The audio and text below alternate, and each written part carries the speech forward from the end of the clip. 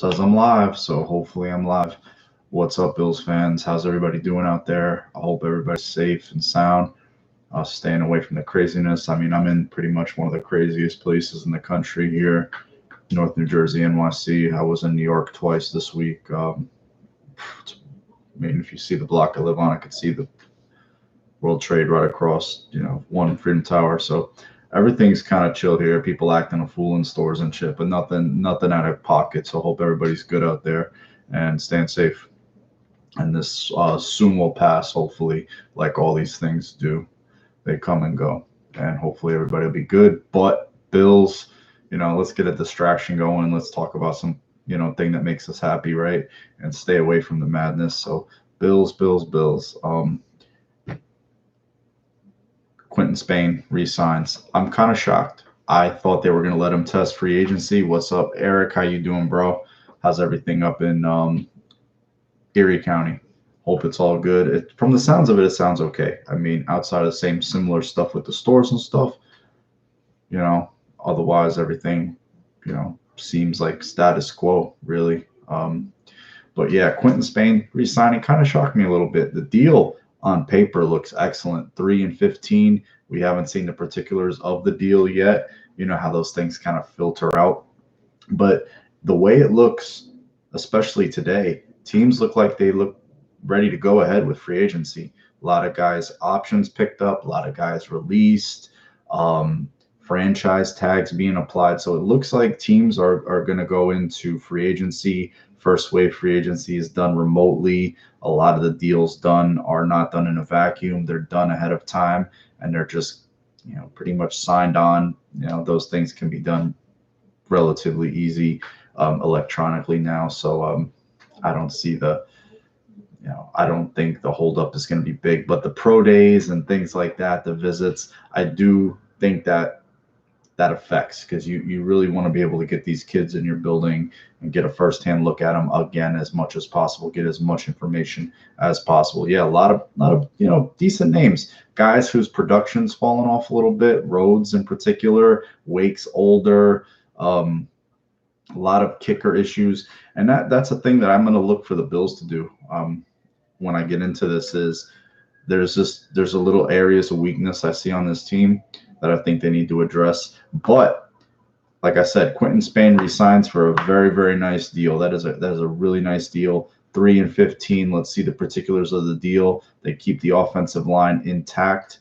They can return all 5 starters if they like, with the swing tackle in Secchi. I think they're going to add a lineman.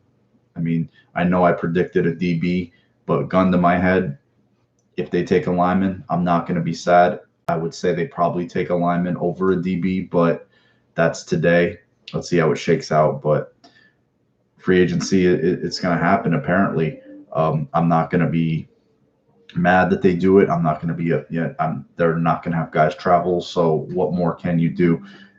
Josh Norman apparently signs. A little bit of a surprise there, given the way his production, spotty at best. I mean, people say scheme fit. People say it's Washington. People say it's just, again, it's apparently somebody they like, somebody they have interest in. I listened around. What's up, Rick? How you doing, man? Hope all is well out in Ohio, out in Dayton, by where you are. All the people in Washington said he was a good dude. So there was kind of a thing out there where he was kind of a bit of a head case, or maybe a bit an issue in a locker room, possibly. But apparently that wasn't the case. Yeah, low risk, high reward. The deal originally came out of $6 million, was not that at all. It was pretty incentive laced deal. It was like 2 and change, and he had his best year with that team. And then that next year he was pretty much let go, which sucks. But I think the Bills, they're going to add more corners. I think they were really playing with fire last year, only carrying 3 true outside corners on the roster. And remember when Trey went down in that Pittsburgh game, we all probably held our breath and was like, oh my God, that last Jets game was a nightmare. I mean, you had corners dropping like flies. You had Isaiah McKenzie out there playing corners, Saran Neal. I don't think they ever want to have a situation like that again. So they're gonna add bodies. to that position. Definitely, there's no way that they're gonna just stand pat. They picked up Levi Wallace's exclusive rights tender and Robert Foster, so pretty much sans a couple of guys, depth guys. I mean, the biggest names obviously Shaq, Jordan Phillips. This roster is going to return. You know, you have the Frank Gores, you have the Julian Stanfords, but for the most part, a lot of this team is coming back. And Kirksey was in, and sounds like they're doing a heavy recruiting job on him, Eric. Hopefully, maybe they can get him locked up. And a lot of these guys they're signing, they're not going to count against a compensatory pick. So if these guys just sign deals now, that's not going to count. If Jordan Phillips, Shaq maybe goes out and gets a big deal from a few of the Shaq tweets and Instagrams last night, people reading the tea leaves, maybe he resigned, maybe he did, maybe a deal's in place. Maybe they're just waiting to finalize it. I don't know. So we'll see how that all plays out. Hopefully, if they're able to bring him back, I'll be excited. I mean, he's a good player. He's a young player. He's not the best pass rusher, but he's a really good run defender. He's a guy who's bought into the culture. He's pretty much just he's a Buffalo Bill now through and through. Yep, played with Poyer at Cleveland, Hyde in college. So hopefully, that weighs in. And he's been a little injured. And maybe I was saying to some other people, he's this year's Kevin Johnson, former guy, not so much as a high pick as Kevin Johnson, was with another team his whole career. Injuries kind of caught up to him. They cut him for cap reasons. And Performance Center, Bill's history of keeping guys healthy, keeping them on the field, rep count, all that sort of stuff. Maybe that sways his decision a little more. But it's gonna be hot and heavy. We'll see a wave of guys get signed up. We'll probably start to hear names dropping as soon as Sunday into Monday, because again, these things, you guys are smart. You guys know how this works just as well as I do. It doesn't happen in a vacuum. Millions and millions of dollars do not change hands on a whim. These deals get ironed out over days and maybe a week plus. That started at the combine. You guys want to talk about the combine? I'm here for that too. Xavier Rhodes, I have no interest in. They made him play a lot of man cover, but he didn't look like he could run too well. He looks like he got a little heavy. I don't know how he is playing zone. I'm not sure. I'm not sure about Xavier Rhodes. I don't know if he's still got some burn left. Best a guy like him can do now with his lack of production was a 1-year deal somewhere. 1 year, prove it. But you know how those things go. If you're on a 1-year prove it deal, that's pretty much going to be your career unless you really resurrect yourself. The combine, Bills met with pretty much every receiver you could think of. And that was exciting because this team needs playmakers on the perimeter. Eric Marino says, do you think they will go into veteran free agent market or take another one in the draft, or possibly both? You could see both. They talk glowingly of T.Y. Yeldon. They love Singletary. Unless it's a low round pick, Eric, and I'm fine with that. If they want to use one of the 6th or 5th on a running back, I'm cool. But you do that for a timeshare running back, that's fine. You don't use a 2nd, 3rd, or 4th on a timeshare running back. To me, I wouldn't. But they'll bring in. I believe they'll bring in a veteran running back and a draft, possibly a draft and undrafted free agency. So we're talking about 3. They have 2, 3 on the roster right now, including DeMarco. So yeah, they're going to bring in some fresh legs there. They still have Christian Wade. There's a certain sort of fan swell for him. He's 28. Nice. Whatever story. The guy's not going to be on the Bills roster. I am curious, though, however, to see if the 55 man starts this year. I think it might. I think that might be implemented. I don't think the 17 game schedule implements this year, but I think the roster increase implements this year. And if that's the case, I know you're going to see the Bills go with the extra lineman, the extra corner. They're really going to beef up in that area. You can have the extra lineman addressed, and that those are the areas where coaches really like to have extra numbers, line and corners. And what do you know? Those are things McDermott loves. So, free agency name that's been attached to the Bills. At first, to me, it didn't make sense. I was thinking like sitting there just doing this, scratching my head. Maybe a lot of you were too. DJ Reader. I was like, why? Why another defensive tackle? Why another defensive tackle? Then it hit me. He might not get the Shaq numbers a Jordan Phillips could get you. Now, I don't think Jordan Phillips will ever get 9.5 sacks again. I don't. I think he'll get at best, 6, 7. But in terms of his run defender, Jordan Phillips, despite his size, is not a good run defender. He's not a good run player. He can blow up a play here or there in the backfield just because he's huge. But in terms of holding up at the point of attack, controlling A and B gaps, and just doing that responsibility, letting the linebackers play clean, play in space, that's what the Bills want in front of or behind Starr, beside Ed Oliver, Harrison Phillips returning from a knee injury. They're going to want to keep those guys fresh. They like a heavy rotation. So for me, in that, it made a lot of sense. And if they choose to go in that direction, I'm not going to complain, because you know how we all were sitting there watching them get run on to the tune of 200 plus yards by the Eagles, having some difficulties a little bit against Cleveland, that big run to Chubb late in the game, touchdown followed, they end up losing the game. They couldn't come back and finish it off. Unfortunately, they lost the lead there, never could get it back. Had a few other spotty moments. It wasn't as bad as it, but still, you do not want to have that happen again. And they're also big on keeping guys off their linebackers. You can extend those guys' careers.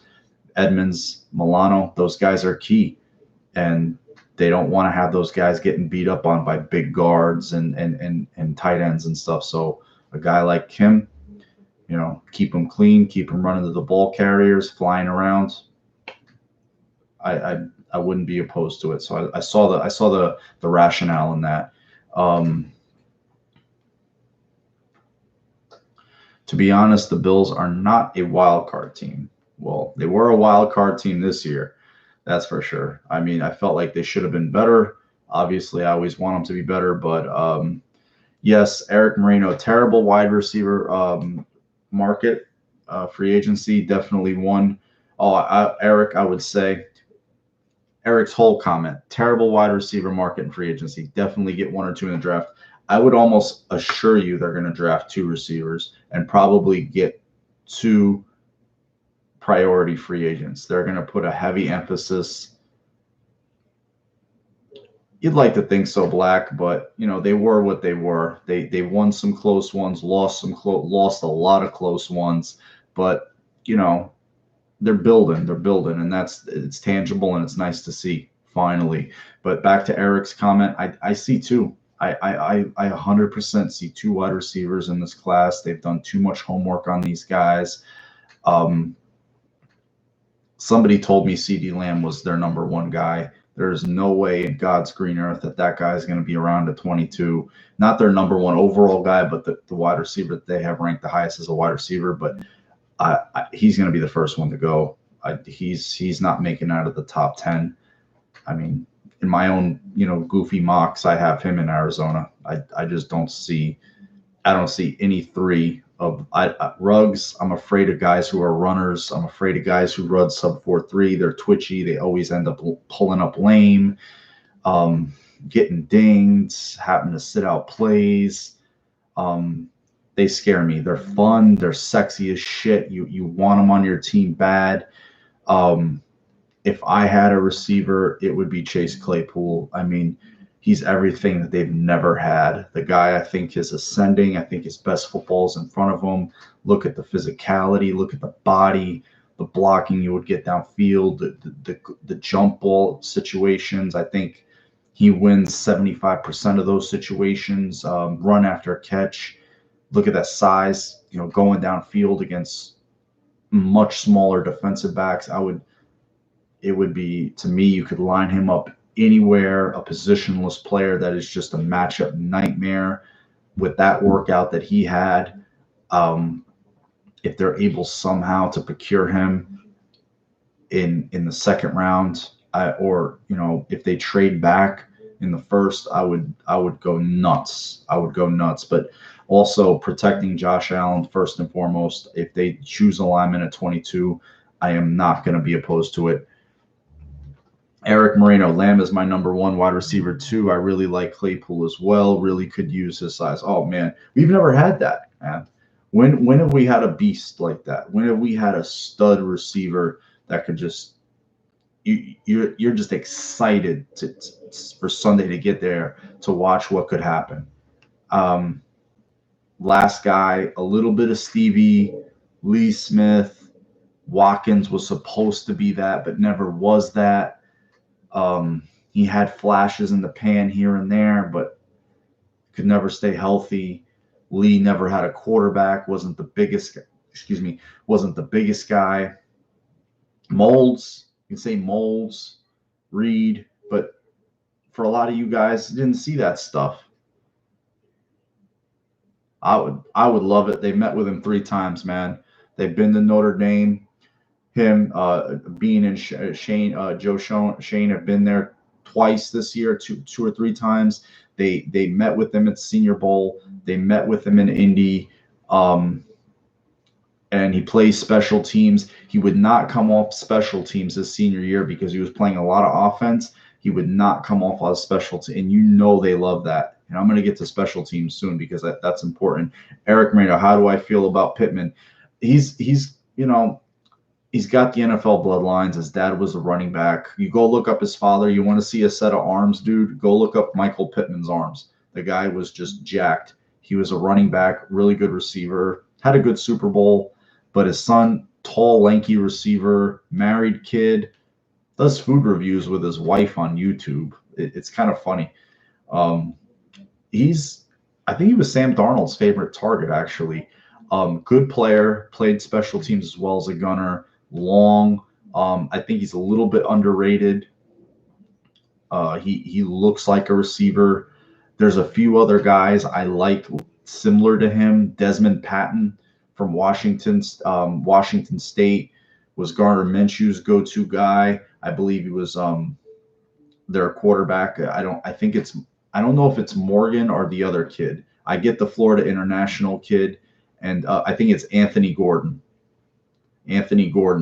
That his favorite target, and he had some ridiculous catches. I like him. There's a kid from Indiana. He won't get drafted most likely. His name is Nick Westbrooks. He battled a lot of injuries there, but as an undrafted free agent, I'd be all over him. You go back and watch his 2018.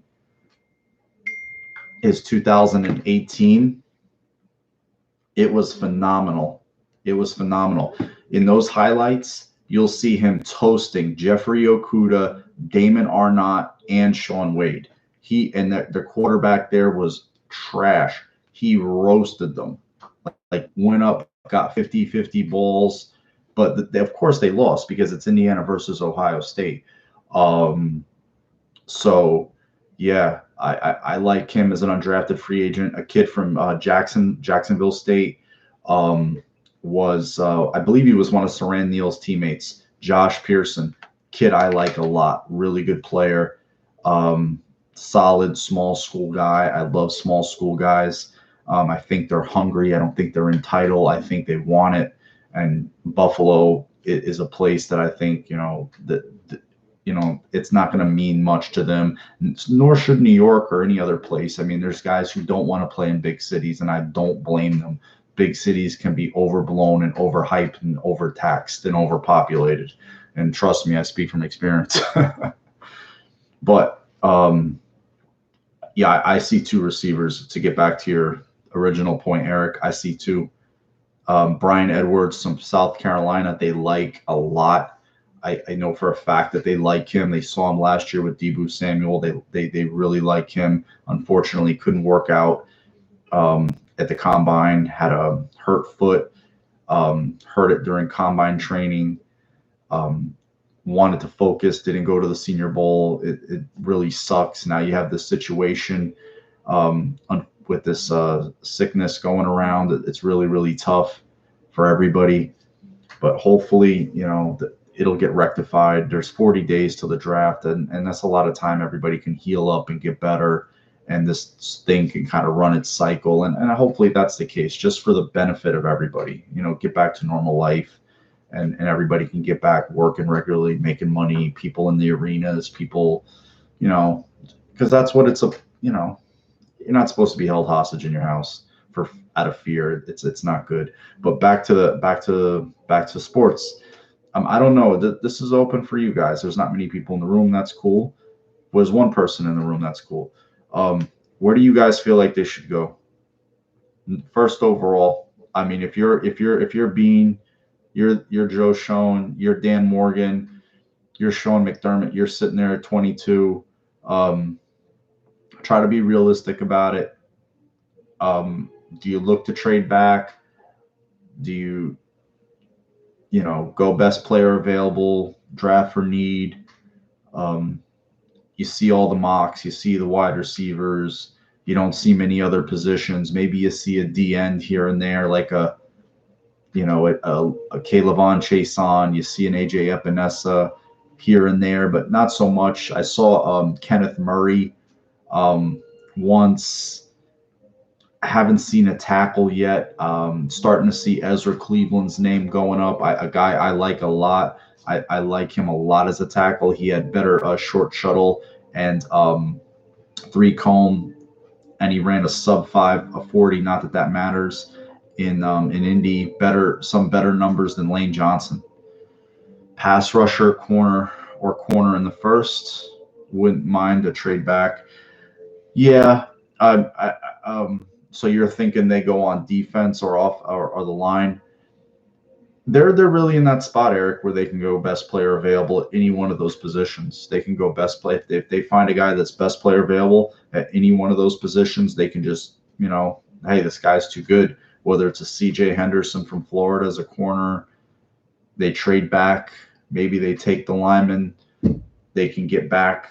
My ideal, if they could trade back, would be with Indy. Indy has 2 first-round pick. They have 2 second-round picks that are currently ahead of the Bills. They have the second pick in the second round at 34, and I believe they have 46 or something like that. So that would be a minor wet dream.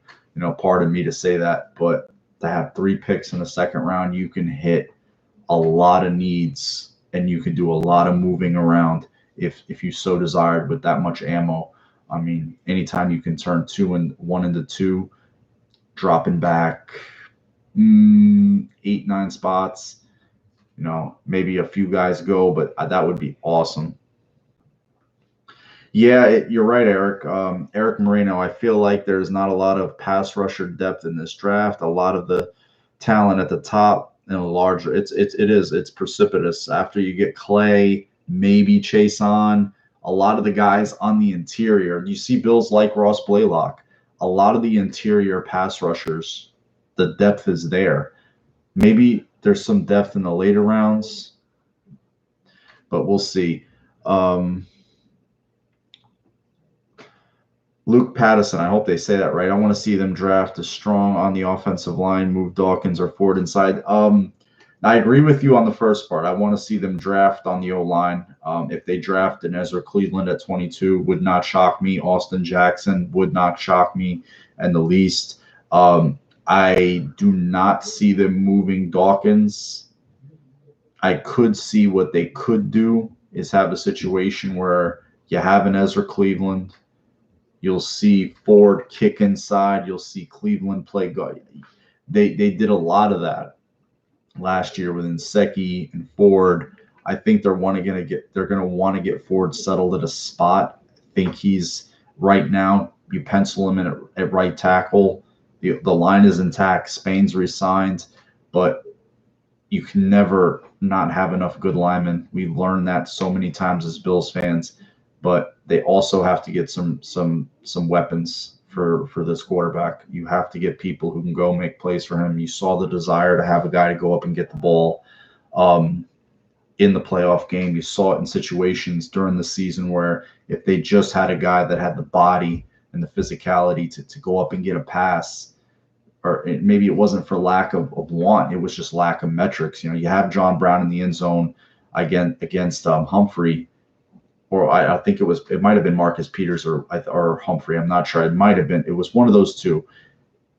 Maybe a Chase Claypool just rips that ball down.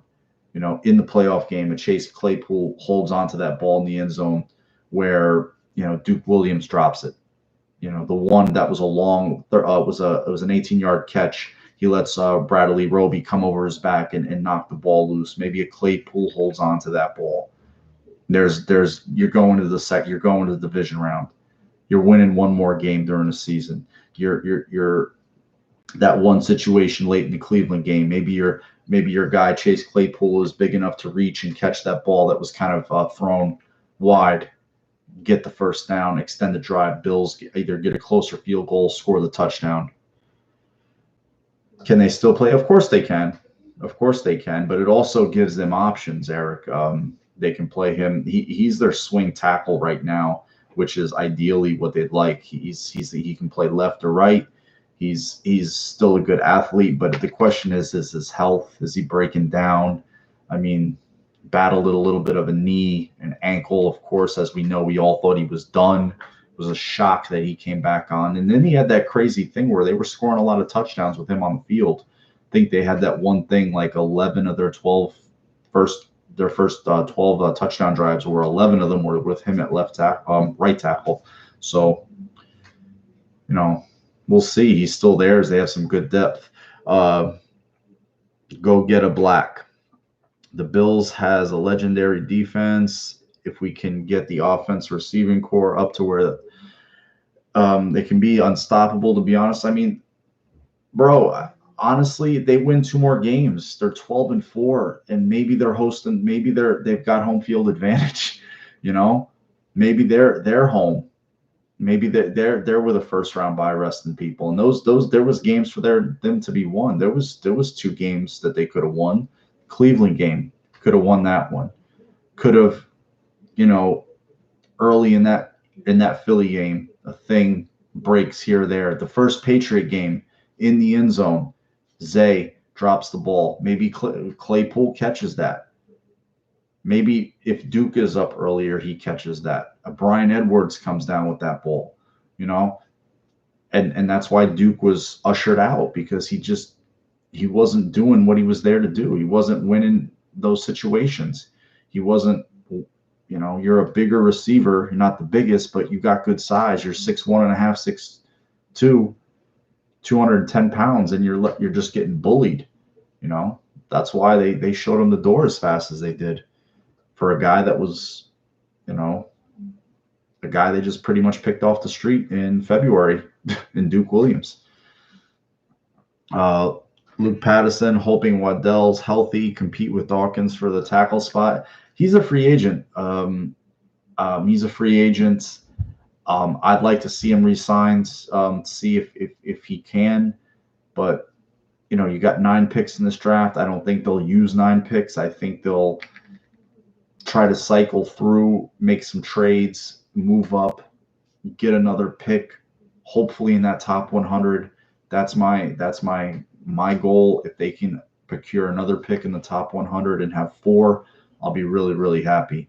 And then you kind of work on depth in the later rounds. But this is going to sound, people don't like these types of things. Kicker and punter. I don't know. He did play well at spots during the season, but it just seemed like once a game, sometimes twice, Corey Bojorquez would have a brain fart punt.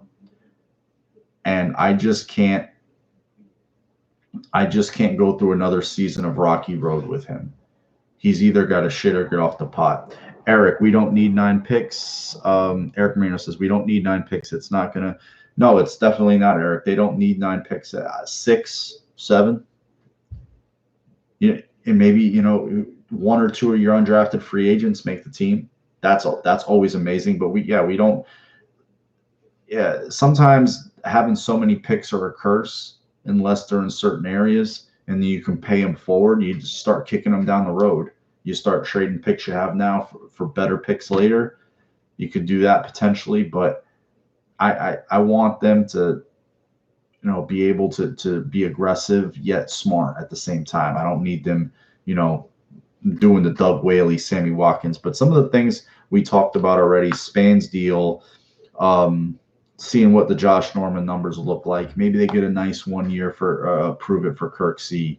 And then you see today, Bengals release Cordy Glenn. They got 9 games out of him. Bills used him as a trade up to eventually get Josh Allen. Move from, I believe it was 22, or was it 20? Yeah, 21 all the way up to 12.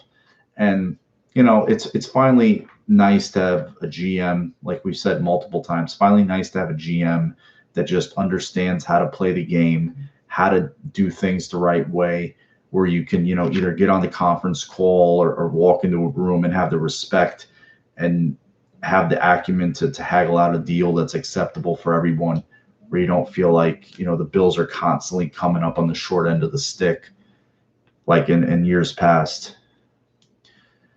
Eric Moreno, do what they did last year. Find guys who you like and go get them, like they did with Ford, Singletary, and Knox. Yeah, they seemed aggressive, especially in the first 2 days. They didn't seem to waver much with those guys, and those guys, Ford got a lot of shtick. He did well. There was times, there was a week there he played Von Miller, he played T.J. Watt, he played DeMarcus Lawrence. He was going up against some Pro Bowl caliber guys, and he held his own in a lot of those instances. I mean, he's a rookie. He was playing hurt. The guy next to him, Feliciano, playing hurt whole year, torn rotator cuff. I mean, those guys, and that was the first time they all played together. You had 4 new starters on that line from you had Spain, Morse, Feliciano, Ford, and then you had Nsekhe. The only guy that was the holdover was Dawkins. The only other guy that was on that team that was on the 53 was Ike Bucker, who was inactive every week. Yeah, that was terrible. Did you see, Eric, that rule has been amended, that if it's not a malicious and the guy can see it coming, it's no longer considered a blindside block? That's what I saw. I saw that that was voted to be amended. I forget which team asked for it, but it was terrible. Hey, Matt, what's up, bro? What's up, man? Everything's good. Again, I'm like I started out the video saying, I'm right out here. I'm outside of New York City, NYC, here in North New Jersey. I was in the city this week twice. Been out. I mean, people act a fool here in the grocery store here and there. There's a ton of them. But outside of that is really much status quo, man, to be honest with you. You see the people walking around. I mean, when I was in New York on Monday, I didn't see anybody in masks. I really didn't. I saw nobody in masks, and that's as populated a city as you can get. Maybe there's more now. I don't know. I saw a few in the ShopRite yesterday, but I really didn't pay them no mind. It was Feliciano. Feliciano played all last year with a rotator cuff. Eric Marino, yeah, that was originally supposed to be the rule. Yeah, and then you saw there was one block, I believe it was in the Kansas City game, or was it the Super Bowl, where it was worse than what Ford did, and they didn't throw a flag. So I didn't understand it. TX. No, anytime, bro. But yeah, Ford played hurt. He was playing hurt, so I want to give them a little leeway too.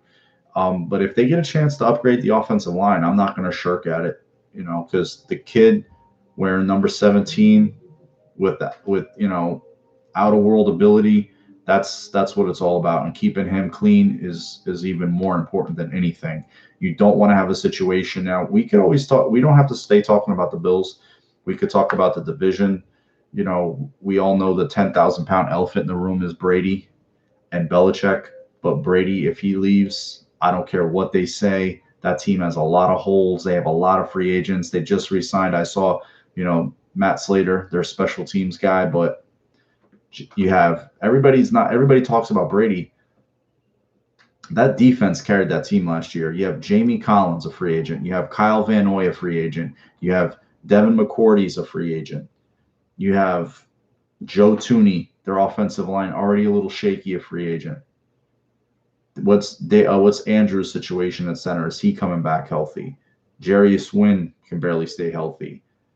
Their longtime offensive line coach retired again, Scarnecchia. So they have a lot of questions, a lot more than just Brady. You know, they have no second-round pick, none. They have one of the lower first-round picks. You know they like to trade back. Bengals did cut Clordy Glenn, that's for sure. And you got to, you know, again, Bills made that trade, dumped that salary just to move up some positions to get, you know, Josh Allen eventually. And now it starts to come to pass. Guy doesn't want to rehab, doesn't want to stay healthy. Maybe he's not doing the right things from Monday to Saturday to be on the field. You know, how motivated is he to play football anymore, you know? One never knows in situations like this. Also, you know, we'll see as time passes, who's he going to jump on with? If somebody gives him a deal, it's a one-year deal, prove it. But yeah, then you have the team that I look at in the division the most and say maybe that team's might be a little bit of a contender because they were a pain in the ass last year as the Dolphins. I like what Flores was doing there, or what he is doing. Maybe he continues to do that. Let's see. It was kind of a bunch of reminded me of the 2010 Bills, but they were a little bit more better on defense than that Bills team. Not so much. Also a team quarterbacked by Ryan Fitzpatrick. What do you know? Scrappy. You had a young Stevie Johnson. You had Lee Evans. You had Fred Jackson. You had a bunch of guys. Chan Gailey, who's now with the Dolphins. Kind of funny how those things are all. But you know, Chan wasn't there last year. But they reminded me a lot last year. Just really a pain in the ass to beat. They have a lot of picks. They have a lot of cap space. And he had that team every week pretty ready to play. Would I try to make a trade for Judon? No, I would not. I don't want to pay twice. That's one thing I don't want to do, Eric, is pay twice. Like the Giants did with Leonard Williams. They traded a draft pick, 2 draft picks, and they're going to have to pay him for a guy who's a run player, a run defender. No, Judon's a better player than Leonard Williams, but let's try to find our own Judon in the draft. Let's find, you know, maybe the DJ Wordham kid from South Carolina, or James Smith Williams. I don't know if he's from South Carolina, but he's another player. Maybe you can try to get him. He seems like their type of player. They've been looking at Greenard. They met with him twice, the kid from Florida, Louisville transfer. They did meet with some running backs, though. I'm not going to lie. So, Eric, maybe they do like a guy. They met with DeAndre Swift. They met with Ego Ferguson, and I believe one other running back. So they did meet with some running backs at Indy, and that's Jim just doing their due diligence. It's just, but they're in BPA mode, man. They're in best player available mode at 22. I believe that more so now than ever. But if they're able to re-shine Shaq Lawson to me and go, the way I see it playing out is that the free agency is going to be more towards the defense, and then the sans a couple of picks, I'd say offense is going to rue the day in the draft. You're going to see a really heavy offensive draft, wide receivers, offensive line, maybe a running back, because there's all different types of players in this draft. Any type of receiver you want. Size receivers, speed receivers, hybrid receivers, mismatch, just, you know, slot. It is the craziest, most diverse receiver class I've ever seen. And next year's looks good too, which is crazy to think about. You know, the best college wide receiver probably is most likely DeMar Chase, and he's not draft eligible this year. But like you said, Eric, free agency wide receiver does nothing for me. I do think they'll bring in one receiver though via free agency, probably a second, third wave free agent. Maybe somebody gets released. I don't think they're going to tender Isaiah McKenzie. I know there's a limit on that. I believe they're not going to tender him. I don't think you're going to give a role player like him $2 million. I just don't see it. I wouldn't advise it. I mean, nice player, nice story, too much of a gadget guy, played a ton of reps. I don't know out of a necessity or he was just the guy that was doing the right things. But Bills need size. They need diversity. They need more dynamic type of playmaking, catching the ball downfield. He's 5'7". Get him in space. He's nice, but we'll see. We'll see where it goes. But I just do not see him back. They did try to bring in Greg Olsen. I think that was a special situation. That type of player, that type of leadership, help that room, help more with the team. Also, a guy that they're very familiar with, but that ship sailed when he signed with Seattle. So I think the way they also restructured a couple of deals. I didn't mention that they restructure Star, they restructure Croft. Reason for that. Croft takes less money. He finds it acceptable is that he knows if he gets cut, he's not going to make as much money on the open market. Somebody's going to give him a much lighter deal, and he likes it in Buffalo. His wife likes it. So, I understand that. Same thing with Starr. They weren't going to cut him, but he did take a little bit less money. They gave him a little bit more up front, but the deal's lighter down the road. Eric Moreno, I believe the Bills met with Ross Blaylock. Yeah, a lot of people like him. Bills met with him twice. Apparently had a visit set up with him, but a lot of those visits aren't going to come to fruition now, and understandably so. Hopefully they're able to reschedule these things sometime in the near future when things kind of chill. And yeah, he's a guy that they like in the interior, but depending on how free agency works, I don't think free agency precludes them from doing anything that they'll like in the draft. That's one thing I'm pretty strong about. If they signed a DJ Reader, okay, maybe that. But I don't think anything they do in free agency is going to keep them from drafting a guy. I really don't. I don't see a free agent that they can sign that is going to be like, oh, we're not going to take a guy now because of this free agent. None. Javon, I know people, there's some Bills fans, the Yannick Ngakoue's, no thank you. He was franchised, going to have to play twice for him at a premium. No thanks. Doesn't play the run either. Jadeveon Clowney, a lot of sizzle, not enough steak for me. That's the way I put him. A lot of sizzle, not a lot of steak. 3 sacks last year. Type of guy. He's like a Ferrari. Something's off slightly. He's just not the same guy. And I want, if I'm paying a premium, I want production. I want high end production, and I'm not beat for that. The guy I said I like as a pass rusher, if you're going to go free agency, if you don't re-sign Shaq, is Marcus Golden. I like him. Sal Capaccio, everybody listens to him. He floated Mario Addison. I know he's a little bit older, but he has had 9+ sack seasons.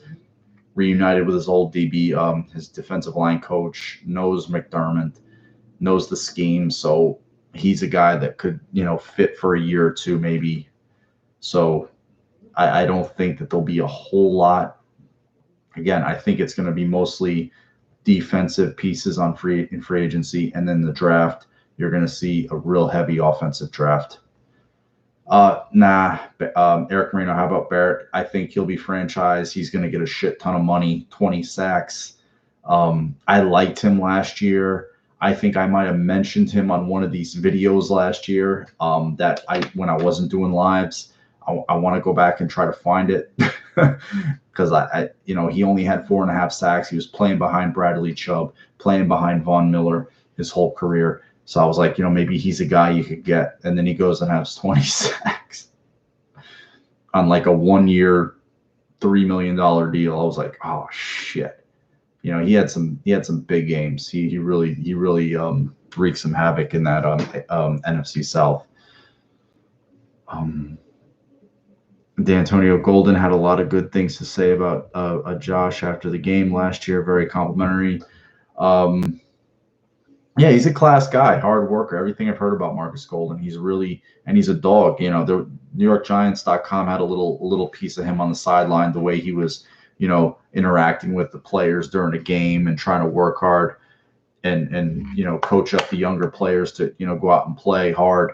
And you saw that's the kind of team guy that they'd like to have around Eric Marino. I wouldn't mind Robert Quinn. Yeah, he's a guy kind of resurrected himself with Dallas last year after that 1 year with Miami under that regime that was just headed out the door with Adam Gase and the GM who's always around on TV now, and he does the rounds talking and stuff. Mike Tannenbaum. I don't know why people have these failed GMs talk.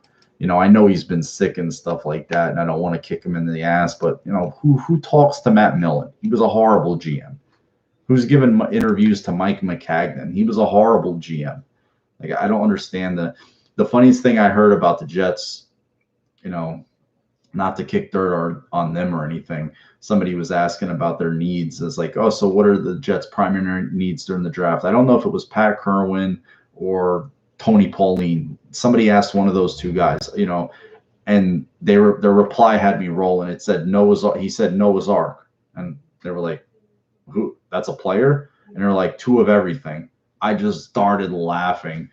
Like they had one boy, one girl of every species. So it's like, yeah, they need two of everything. So whatever it is, they need two of it.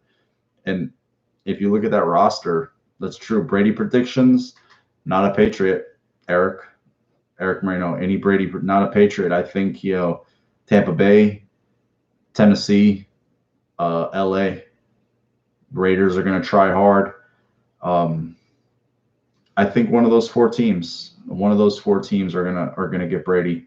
You know, so, you know, they have offensive-minded coaches, all of them, except Tennessee. But, you know, the former teammate Mike Vrabel, a lot of Patriot ties there. They have a slot shifty receiver in Adam Humphrey, a guy the Patriots did try to sign last year, but ended up in Tennessee. A.J. Brown, see if they re-sign. Henry would have to replace Conklin. So, you know, their defense is solid. Tampa Bay's defense a bit underrated, got better as the year went on. The offensive weapons are, what more can you say? They're as good as they get. Would need a little bit more help on the offensive line, maybe at running back. But, yeah, I mean, then you have Bruce Arians, would pretty much let him dial up whatever he wanted with those weapons. That would be insane. In that division, too, I think they could potentially win it. They wouldn't ask him to do too much. Eric Marino, I always thought Tennessee, but San Francisco hasn't committed to Garoppolo. A little strange. Well, I just look at his contract. I don't think they need to say anything. His contract is big. He's a guy who just took him to the Super Bowl. Granted, he didn't, you know, win it for them. He played okay. Didn't play great. I felt like the coach didn't, you know, needed to run the ball some more there at the end and could have maybe, you know, but that's Kyle Shanahan, two different teams now. We'll see. But if that happens, it wouldn't shock me. Nothing shocks me anymore, man. Nothing shocks me in the NFL. It's one of those things. But I'm going to turn this down now, guys. Thank you so much for jumping on. It was about 50 minutes, close to. Just wanted to come on here, talk some Bills. Hopefully everybody, you know, doing well out there, staying safe in this climate. Now, you know, hopefully this passes. You know, give it a week, 2 weeks, and see where things stand. We'll have a better gauge on it. But in the meantime, you know, the best to all of you. Love you all. Go Bills. Hopefully we'll be, you know, enjoying some more regularly scheduled programming with everything soon. Until then, guys, take care. Love you all. Go Bills. Thanks, Eric. Always, man. The rest of you too. Thank you for coming in. Appreciate it.